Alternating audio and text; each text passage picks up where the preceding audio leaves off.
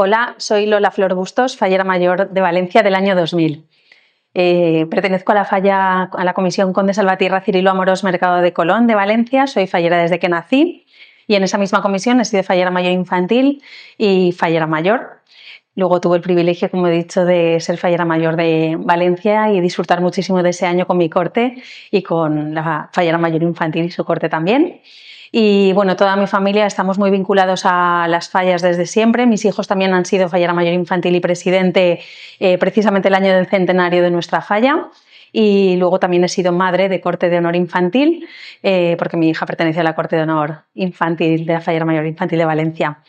Así que espero que todo este bagaje fallero, todo este historial fallero, me ayude en mi labor como jurado de las falleras mayores y cortes de honor de Torrent.